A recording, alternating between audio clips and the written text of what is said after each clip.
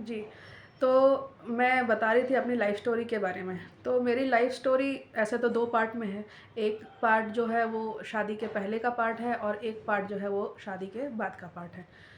तो अगर मैं शादी के पहले का पार्ट शुरू करती हूँ, तो जैसे कि अब जाके मुझे अवेकनिंग हुई तो मुझे पता चला कि मैं एक स्टार सीड हूँ, स्टार चाइल्ड हूँ। तो मैं हमेशा से प्योर सोल थी और मैं अपने घर में पैदा ही इसलिए हुई थी क्योंकि मुझे पूरे जनरेशन का, पूरे ब्लड लाइन का जो कर्मा है वो अपने ऊपर लेना था। तो जनरेशनल कर्स ब्रेकर जो होते हैं, जिनको कि मतलब उनको भगवान ही स्पेशली प्लेस करते हैं उस ब्लड लाइन में, ठीक है? ताकि उन उस ब्लड लाइन के जितने भी पाप कर्म हैं, वो उन सबको, सारे कर्स को अपने ऊपर लेते हैं, ठीक है? तो कर्स का मतलब ही ऐसा होता है कि आप उसको मंत्र करके, तंत्र करके हटा नहीं सकते, ठीक है? तो जब से मैं पैदा हुई हूँ तब से ही लाइक मेरे माँ-बाप जो थे वो डिसअपॉइंटेड थे। पहली बात, वो मुझे कभी एक्सेप्ट नहीं कर पाए कि घर में लड़की क्यों हो गई। तो सबसे पहला उनका जैसे लाइफ़ का एक फेलियर था, मतलब मुझे देखना।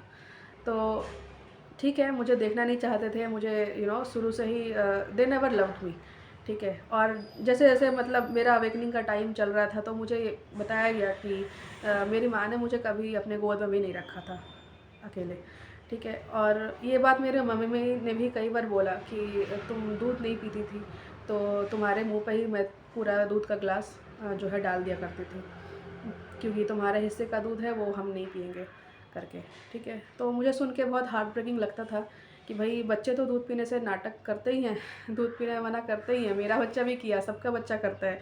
तो उसकी वजह से ये थोड़ी होता है कि माँ जो है दूध उसके ऊपर उझल के चली जाएगी। तो ये चीज़ें हुई है मेरे साथ, मतलब बचपन से ही एक अब्यूज़िव लाइफ़ मुझे मिला है, ठीक है?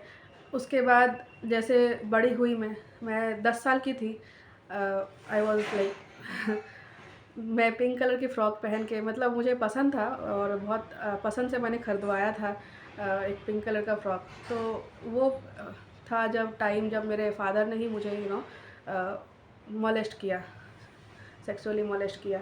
तो वो भी एक अब्यूज़ मेरे दिमाग में अब तक रहा, इतने इतने सालों के बाद भी। अब जा कर के जब महादेव की कृपा हुई, तो उन्होंने मेरे अंदर से उस चीज़ को निकाला। क्योंकि हील करना जो है ना, डीप लेवल पे जो वुंड्स होते हैं उसको हील करना, वो हमारे बस में कई बार नहीं होता है, भगवान कर पाते हैं, तो वो भगवान ही करते हैं। तो उस टाइम का टाइम था और आज मुझे वो चीज़ रियलाइज़ होता है कि क्यों मुझे पिंक कलर से नफ़रत हो गई। मैं शायद ही मेरे वार्डरोब में कोई पिंक कलर का ड्रेस है, कभी कोई पिंक कलर का ड्रेस मेरे पास नहीं रहा।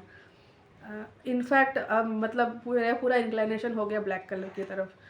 तो ये होता है जब आप मेंटली बहुत अब्यूज़िव स्टेट में रहते हैं, जब आपका हार्ट बिल्कुल डार्कनेस में चला जाता है, तो वो आपके पसंद नापसंद पे भी वो दिखता है वो चीज़, ठीक है? फिर काफ़ी टाइम हुआ, जैसे-तैसे लाइफ़ आगे बढ़ी अपनी। पढ़ने ये लोग मुझे देते नहीं थे, ठीक है? मुझे जॉब की भी अपॉर्च्युनिटी मिली, ऐसी-ऐसी अपॉर्च्युनिटी जो जहाँ मैं पढ़ती थी, जहाँ जिस इंस्टीट्यूट में ग्रेजुएशन के टाइम की बता रही हूँ। तो उस टाइम पे मेरा पूरा ग्रुप हम लोग गए थे इंटरव्यू देने के लिए, एक एमएनसी के लिए। तो मेरे पूरे ग्रुप में किसी का भी सिलेक्शन नहीं हुआ, सब बाहर निकल गए थे और मैं एकमात्र थी जो अंदर बैठी रही।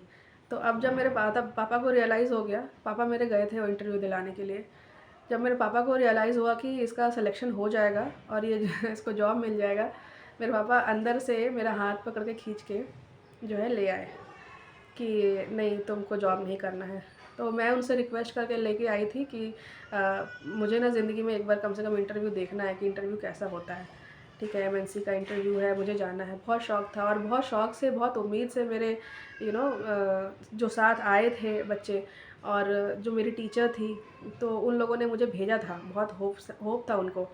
और जब मैं वापस आई तो मतलब मैं तो मुँह दिखाने के लायक नहीं थी, क्योंकि सब ख़ास करके स्पेशली जो मेरे टीचर्स वगैरह थे, वो लोग बहुत डिसअपॉइंटेड थे कि मैंने ऐसा क्यों किया, मैं बीच इंटरव्यू से उठ के क्यों आ गई विदाउट सेइंग एनीथिंग, विदाउट कुछ भी बताए बिना, कोई रीज़न नहीं था। लेकिन अब मैं उनको क्या बताने जाऊँ, है ना? कि मेरे पापा ही मेरे जॉब करने के, मेरे करियर के बिल्कुल अगेंस्ट थे। तो उनको ये लगता था कि अगर मैं जॉब कर लूँगी तो फिर मुझे हाई लेवल का लड़का उनको ढूँढ के देना पड़ेगा, फिर उनको दहेज ज़्यादा देना पड़ेगा और फिर मैं हाथ से निकल जाऊँगी। बेसिकली ये है कि उनके दिमाग में हमेशा यही रहता था कि जो लड़कियां जॉब करती है वो हाथ से निकल जाती है, कैरेक्टरलेस हो जाती है, तो उनकी इज्जत चली जाएगी। And hell lot of things, you know, everybody knows that कि मतलब लोगों का माइंडसेट किस लेवल तक नीचे गिरा हुआ होता है।